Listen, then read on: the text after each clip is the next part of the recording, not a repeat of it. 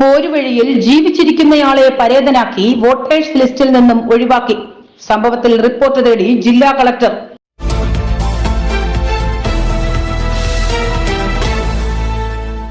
ജീവിച്ചിരിക്കുന്നയാൾ മരിച്ചെന്ന് കാട്ടി വോട്ടേഴ്സ് ലിസ്റ്റിൽ നിന്നും പേര് ഒഴിവാക്കിയതായി പരാതി.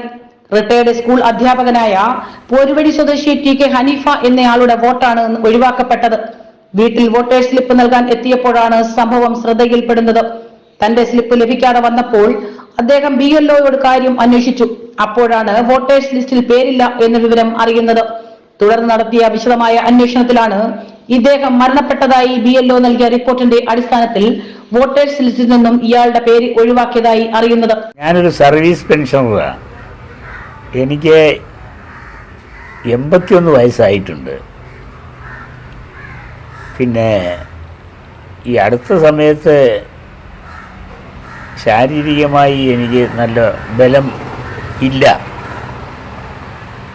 അതായത് പിന്നെ സ്ട്രോക്ക് ബാധിച്ചു, അറ്റാക്ക് ബാധിച്ചു.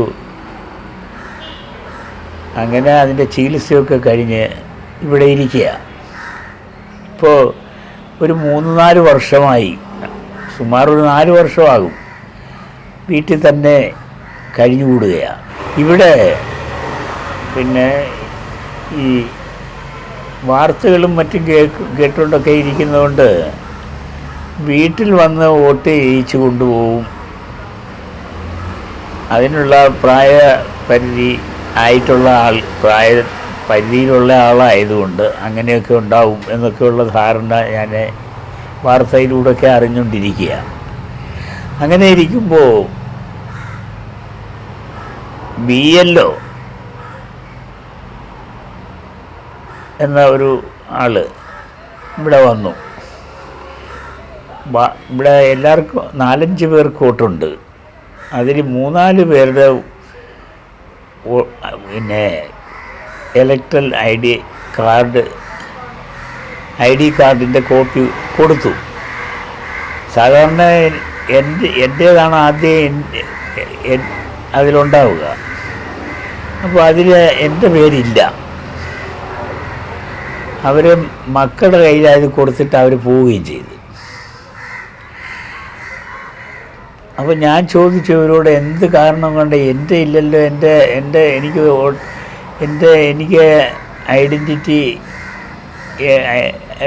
കോപ്പി ഇല്ലല്ലോ, എനിക്ക് കാർഡ് തന്നില്ലേ എന്നിങ്ങനെ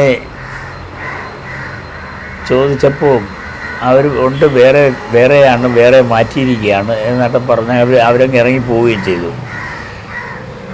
ഇറങ്ങിപ്പോയിട്ട് അപ്പോൾ ഞാനിവിടെ അതിനെ സംബന്ധിച്ച് ഇവരുമായിട്ട് 2 ആൺമക്കളുണ്ടായിരുന്നു. അവർ 2 പേരും ഇപ്പോഴും ഇവിടെ ഇല്ല. അത് ഈ മൂത്ത ആളിൻ്റെ അടുത്ത് ചോദിച്ചപ്പോൾ പറഞ്ഞ് അത് പിന്നെ